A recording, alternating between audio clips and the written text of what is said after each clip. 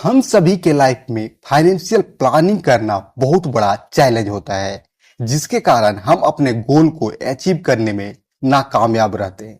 Life में अपने financial goal को अचीव करने के लिए फाइनेंशियल प्लानिंग यानी वित्तीय योजना बनाना या करना बहुत जरूरी होता है। इसलिए इस वीडियो में आज हम बात करेंगे फाइनेंशियल प्लानिंग कैसे करें और फाइनेंशियल प्लानिंग क्या होती है, अपने लाइफ में फाइनेंशियल प्लानिंग को कैसे एग्जीक्यूट और प्लान करें। दोस्तों, यदि आप इस चैनल पर नए हैं तो चैनल को सब्सक्राइब एंड इस वीडियो को शेयर करना नहीं भूलिएगा। हम पहले समझते हैं कि फाइनेंशियल प्लानिंग यानी वित्तीय योजना क्या होती है। वित्तीय योजना एक ऐसी प्रक्रिया है जिसमें हम अपने आर्थिक लक्ष्यों को निर्धारित करते हैं और उन्हें प्राप्त करने के लिए रणनीतियां बनाते हैं। दोस्तों, इसमें हम अपने इनकम, एक्सपेंस और इन्वेस्टमेंट की रणनीतियां बनाते हैं कि पैसे कहां से आएंगे और कहां खर्चे करने हैं। यह हमें वर्तमान और भविष्य के खर्चे को सही तरीके से मैनेज करने में मदद करती है।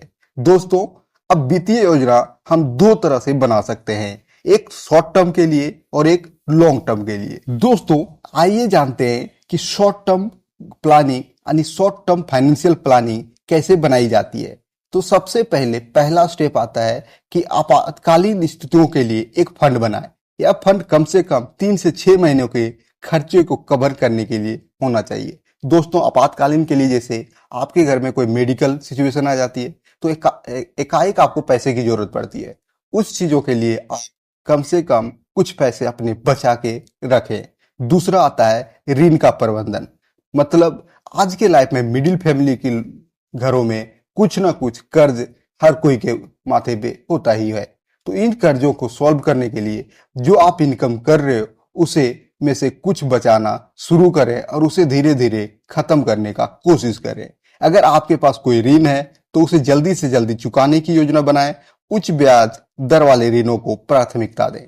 तीसरा आता है लघु अवधि के लिए, मतलब शॉर्ट टर्म के लिए गोल। जैसे आपकी हो गई छुट्टियों की योजना, नई गैजेट खरीदना, मोबाइल हो गया, टीवी हो गई, या किसी छोटे प्रोजेक्ट में निवेश करना। इन चीजों के लिए भी आप एक छोटे छोटे अपने फाइनेंशियल प्लानिंग कर सकते हैं और उसे एग्जीक्यूट कर सकते हैं। दोस्तों, अब आइए बात करते हैं कि लॉन्ग टर्म फाइनेंशियल प्लानिंग को हम कैसे देखते हैं और क्या होती है।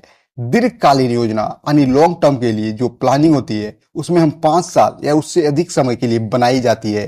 ऐसी योजना को हम लॉन्ग टर्म फाइनेंशियल प्लानिंग कहते हैं। इसमें हम बड़े और महत्वपूर्ण आर्थिक लक्ष्यों को शामिल किया जाता है। दीर्घकालीन यानी लॉन्ग टर्म योजना कैसे बनाते हैं, आइए हम समझते हैं। जैसे निवेश, इन्वेस्टमेंट। दीर्घकालीन निवेश योजना जो बनाएं, जैसे कि म्यूचुअल फंड, स्टॉक या पीएफ। यह आपके धन को समय के साथ बढ़ाने में मदद करेगा। दोस्तों, आज के टाइम अपने पैसे को बचाने के लिए लोग रियल एस्टेट में इन्वेस्ट करते हैं, म्यूचुअल फंड में डालते हैं, स्टॉक में डालते हैं, ताकि उन्हें आने वाले टाइम में 10 साल या 5 साल या 15 साल में जब उनको जरूरी पड़े उस पैसे को निकाल के वो अपने खर्चे को मैनेज कर सकते हैं और अपने जहां जरूरत की चीजें हैं उस जगह पे लगा सकते हैं। दूसरी चीज आती है रिटायरमेंट योजना। दोस्तों, आज के टाइम तो लोग कमाते जरूर हैं और डेली खर्चे भी करते हैं, और जब उन्हें उनकी एज हो जाती है तो उनके पास बचे हुए कुछ नहीं रहते हैं, जिसके कारण वो उस टाइम पे भी काम करते हैं जब उसकी शरीर काम नहीं करना चाहती है।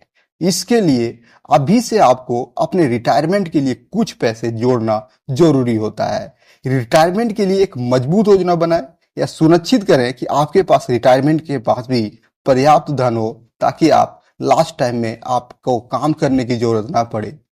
और तीसरी चीज आती है बच्चों और शिक्षा और विवाह। दोस्तों, आजकल इंडिया में सबसे महत्वपूर्ण हो गई है बच्चों की शिक्षा और उसके बाद विवाह। दोस्तों, इन चीजों में बहुत ज्यादा खर्चा चला जाता है। बच्चों की उच्च शिक्षा और विवाह के लिए धन बचाएं। शिक्षा में आज के टाइम एक नॉर्मल शिक्षा के लिए 10 से 15 लाख के खर्चे होते हैं। यदि आप इसे शुरू से नहीं बचाएंगे तो एंड टाइम पे आपके बच्चे आगे पढ़ने में मुश्किलात होती है और आप उस समय कहीं से कर्जे लेते हैं, किसी से उधार लेते हैं, और वो आपके लिए क्या हो जाती है, एक कर्ज के रूप में बन जाती है। वहीं विवाह के लिए बात करें तो आज टाइम मिडिल फैमिली भी यदि एक शादी करती तो 5 से 10 लाख के खर्चे आते हैं। यदि आप इस प्लानिंग को पहले से बना के रखते हैं तो आपके विवाह के टाइम, आपके फैमिली में विवाह के टाइम आपको प्रॉब्लम नहीं आएगी। यह बड़े खर्चे होते हैं, इसके लिए पहले से योजना बनाना बहुत जरूरी होती है। दोस्तों, इसके अलावा बात करें कि balancing short term and long term planning को कैसे करें।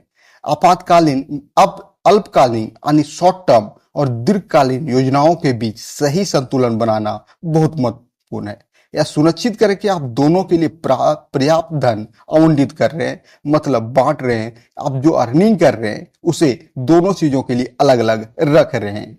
अल्पकालीन जरूरतों को पूरा करने के साथ साथ दीर्घकालीन यानी लॉन्ग टर्म लक्ष्यों को भी नजरअंदाज ना करें, क्योंकि आपके आने वाले फ्यूचर गोल को ये इस पे प्रभाव डालता है आपका फाइनेंशियल प्लानिंग। इसलिए दोस्तों, जो भी पर्सन अपनी फाइनेंशियल प्लानिंग को अच्छे से करता है वो अपने लाइफ के गोल को, टारगेट को आसानी से पूरा करता चला जाता है, उसे कोई दिक्कत नहीं आती है।